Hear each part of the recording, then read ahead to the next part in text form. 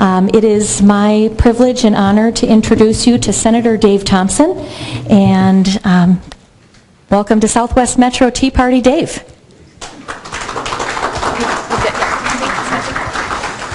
Good evening, and it's great to be here. I've been welcomed here many times before, and in fact I went back and looked at my calendar, and I was here on July 1st last summer, 5 days after I announced for governor. And Will Rogers said the beauty of never telling a lie is you don't have to have a good memory. And I didn't have to rehearse what I've told you before, whether it was last July when I started running for governor or whether it was a long time ago when I was a talk radio host on AM 1500 KSTP. Because I've always believed the same things, and I've always told you the same things. And I'll continue to do that, and I've done that during this entire campaign. So I appreciate the opportunity to be here, especially as we are now closing in on the state convention in Rochester, and I hope to see many of you there, and obviously would be honored to have your support. And I have based my campaign on the idea that we have gotten things upside down over the last several years and decades in this country. And particularly in this state over the last couple of years, we've gotten it very upside down. Now, what do I mean by that? What I mean is that we founded this country on the idea that individuals run the country, and people serve in government at their pleasure and exercise only the powers given to them by the people. This is different, you understand. This is a unique experiment in history because through history, most people have lived under a system where government is at the top of the hierarchy and allows individuals to have a few rights. I happen to believe in what the founder said, and that is that all people are created equal and that we are endowed by our Creator with certain unalienable rights. And what that means is that if the government wants to encroach upon those rights, they can do so only with the consent of the governed. Because I don't give you your rights as a state senator.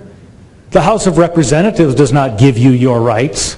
The governor doesn't, the Congress doesn't, the president doesn't. They are inherent in being human. They are inherent in being individuals. And you know what's interesting is I'm going to talk a little bit about the policies I believe in and the things that I believe in, but really, if you stick to the philosophy I just espoused, all of the policies take care of themselves. You simply keep government in its proper place, whether it's keeping the federal government in its proper place, which means you don't get to do anything that's not stated in Article 1, Section 8 of the Constitution, because the federal government is a government of limited powers, and they can do only those things that the Constitution says it can do, and everything else is reserved to the states and the people thereof, like in the 9th and 10th Amendment. See, that's simply one way of demonstrating our conviction that individuals are supreme, not government. And those are the things that should dictate all of our policy positions, and they certainly dictate mine. Now, what are the things that I've been stressing during this campaign? I've been focusing in three areas: healthcare, education, and the economy. So what do our principles mean applied to healthcare?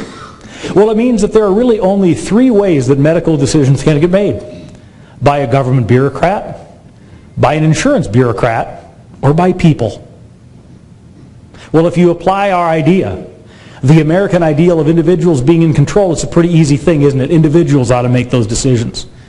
And so what we need to do is get ourselves backed out of MNsure and get rid of it systematically, and at the same time find a way to get rid of the mandates and push back against the requirements of Obamacare, so we in Minnesota can determine how our health care is run. And if I'm your governor and I'm able to get it through the legislature, which I believe we can, that will mean that you have options to buy insurance where you choose to buy it.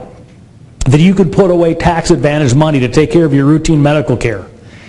And that costs are determined by the marketplace, not government setting prices. That's what we'll do. Education, what does it mean? Well, to me it means that the government doesn't get a monopoly. And right now, as a practical matter, the government has a monopoly, because that is where all of the public dollars go. So unless you are able to make the sacrifice to homeschool your children or the financial sacrifice to pay for private school, you are essentially going to send your children to a school run by the government. They have a monopoly.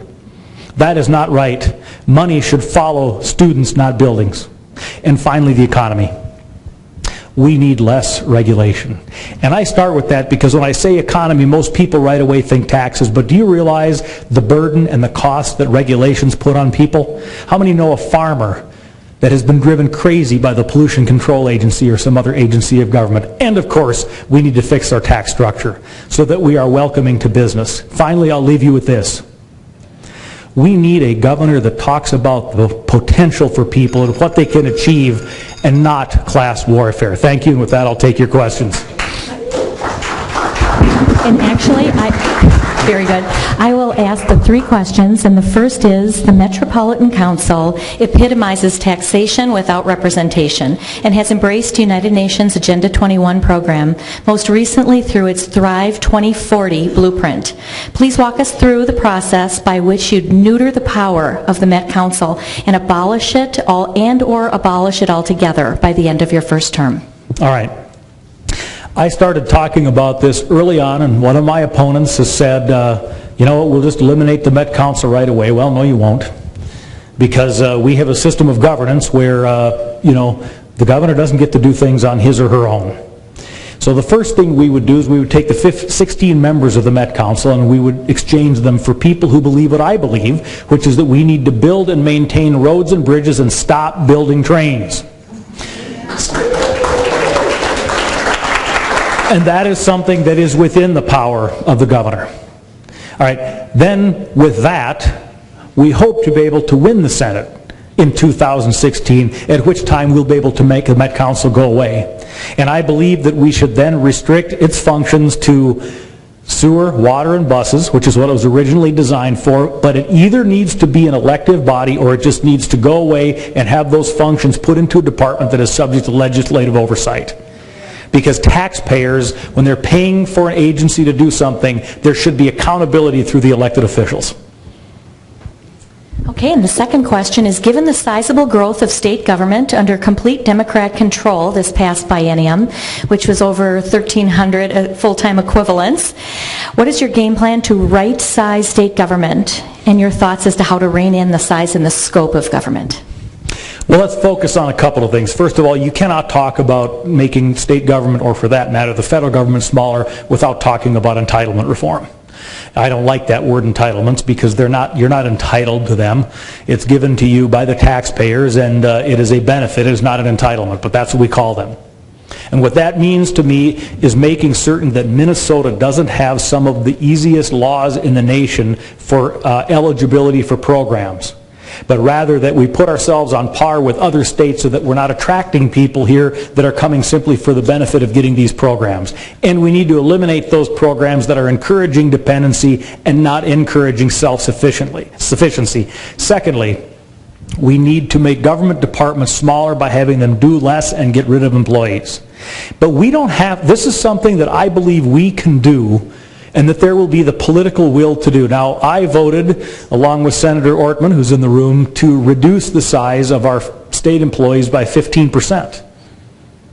And I believe we should be able to do that. But at the very least, we can discontinue hiring, we can not hire any new employees, and merely through attrition, the state government will get smaller and become a smaller percentage of our GDP. So entitlement reform and reducing the number of employees in government by reducing what we ask government to do for us. Okay, and lastly, given the damage inflicted on our state this past biennium by Democrat policies, what are your priorities as to how to turn things around, and what should be repealed and or undone in order to reset Minnesota on a path to prosperity? Well, certainly we need to not only repeal the taxes that were increased by this governor and the legislature over the last 2 years, but we need significant tax reform. Things like the statewide business property tax, our high marginal income tax rates, and other taxes are just killing people. And by the way, statewide, you didn't get the property tax reductions that you were promised. But there are some other very insidious things that need to go away. Like, for example, the anti-bullying legislation, which in my view was one of the worst pieces of legislation we've seen go through this legislature, and that's saying something given what the Democrats have done in the last 2 sessions. But the problem with that is, number one, it undermines local authority. But the 2 biggest things for me is it gets beyond dictating actions and behavior and it goes to infringing on people's beliefs. That is un-American. And secondly, it undermines parental authority. I have 2 children. They're both 18 or older now. But it infuriates me to think of going back a few years and having my children be teenagers or younger and having one of them be the victim of bullying or be accused of bullying and the school taking action without advising me as the parent. That is an outrage. So that, to me, it would be a huge priority to get rid of if I were governor. And, of course, there are many other things as well that have been done. Okay, great. And then lastly, we have a couple of yes or no questions, and we're asking each candidate to just pick a few and give us a yes or no, and you can expound upon it just a tiny bit. Okay. Well, I'll start with I'll just take them in order, take 3 or 4 of them in order. Would I support legislation on shared parenting? Yes, as long as the burden of proof stays the same for issues of abuse and that kind of thing, but it seems to me to make sense to start with the presumption that unless there are reasons to decide otherwise, parents get a 50-50 shot in legal and physical custody. Second, do I support what I sign into law, Sunday liquor sales? Yes, tend to be a free market guy, don't quite understand why I wouldn't do that. Do I support national popular vote? No, I do not. Do I support a constitutional amendment for retention elections? No. Or do I want judges to continue to be elected? I want them to be elected. And I will say this, unfortunately, very few of our judges get challenged in an election. So one of the things I have supported, and I actually talked to the authors of the retention election bill, is I would support any judge should be subject to a challenge in a regular person-on-person election, but for those 90% of judges that aren't challenged, I could be open to a retention election for them. But let me be clear, any judge that is challenged a regular election, but it is unfortunate that upwards of 90% of our judges that are on the ballot there's no referendum by the people at all. Thank you. All right. Thank you so much.